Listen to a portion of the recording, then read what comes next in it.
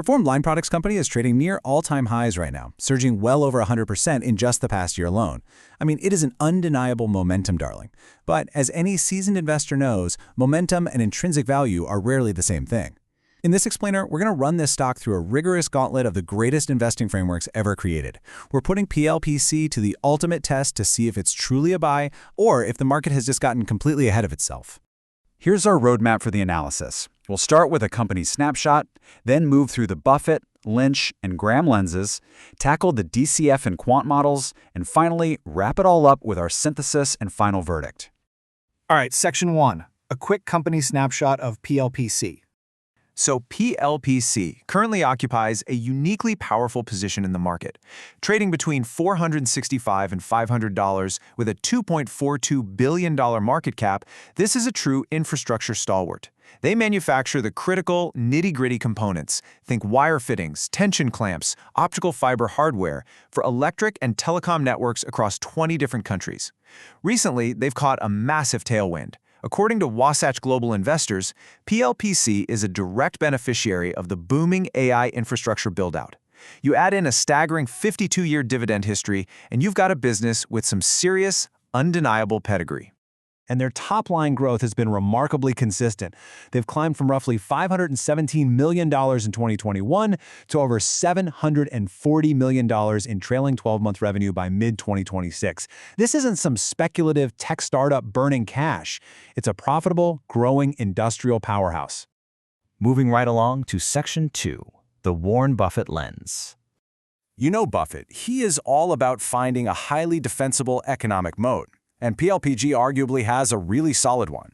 They operate as a specialized pick-and-shovel provider for telecom and energy grids globally. Because their precision-engineered parts are absolutely critical for network reliability, but represent just a tiny fraction of the total infrastructure cost, customers are highly unlikely to switch suppliers just to save a few pennies. That switching cost? That creates a beautiful economic moat. Let's check under the financial hood using Buffett's quality checklist. Buffett loves a high return on equity. Now, PLPC's ROE sits around 8.7%, which is, honestly, just moderate. But, and this is a big but, look at their debt-to-equity ratio of 0.110. It perfectly fits Buffett's strict requirement for conservative financing. They carry a mere $51 million in debt against nearly $500 million in equity. On top of that, their owner earnings, or free cash flow, sits at a very solid $48.14 million. For Buffett, this is a highly durable, well-managed business. But as we know, Warren only buys great businesses at fair prices. We'll circle back to the price tag shortly. Next up, Section 3, the Peter Lynch lens. Lynch always categorizes companies right out of the gate, so he knows exactly what to expect from them. Given PLPC's half-century dividend history and their steady, reliable 17% recent revenue growth, Lynch would almost certainly categorize them as a stalwart. They aren't a high-flying fast grower, but they offer robust protection during recessions, provided, of course, that you buy them at the right price. But here is where we hit a bit of a snag. Keep this number in your head, 50.99. That is PLPC's current price-to-earnings ratio. To calculate Lynch's famous PEG ratio, we divide that PE by their earnings growth rate. Even if we generously use their recent 17% revenue growth, the PEG ratio comes out around 3.0. Lynch notoriously looks for a PEG ratio of 1.0 or less, which tells you growth and valuation are in perfect harmony. At 3.0, the valuation is heavily stretched.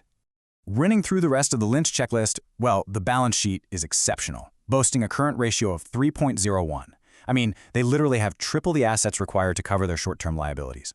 Since exact metrics for insider buying and institutional ownership aren't in our provided data sources, we have to assume standard institutional involvement for a $2.4 billion company. Ultimately, while Lynch would absolutely love the balance sheet, that stretched growth to valuation multiple would force a Lynch-style hold opinion.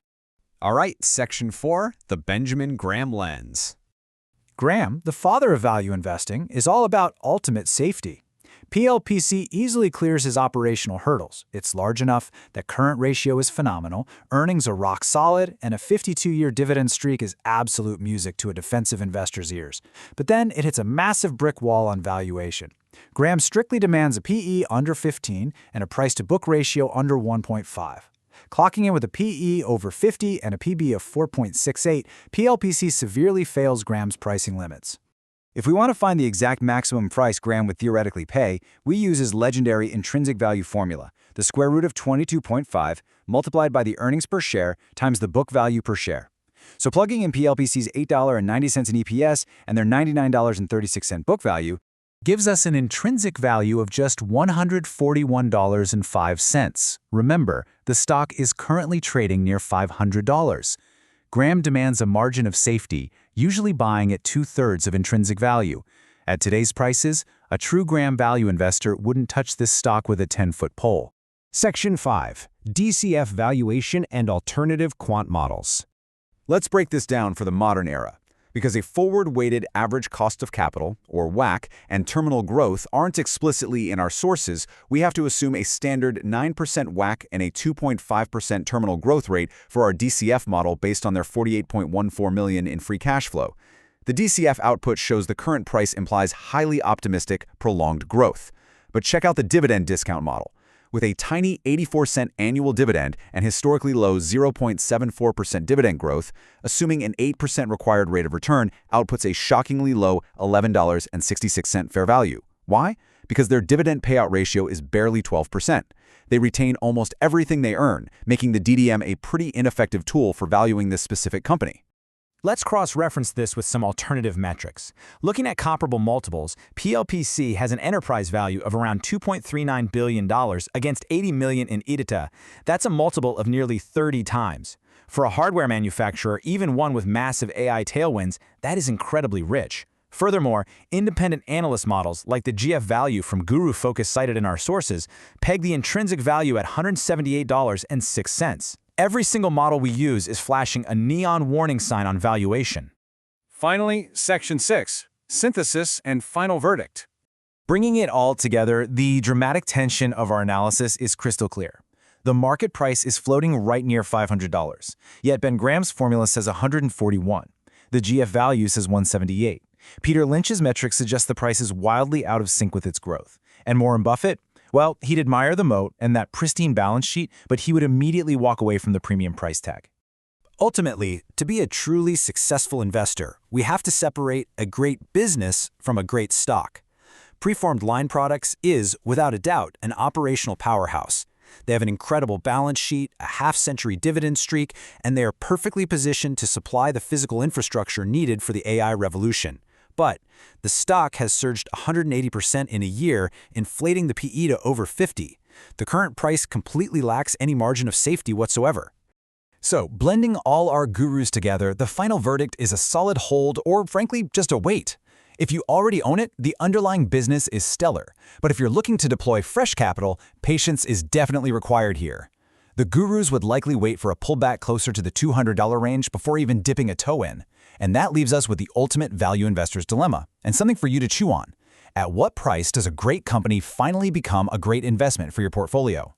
Thanks for joining me on this explainer, and keep doing your homework.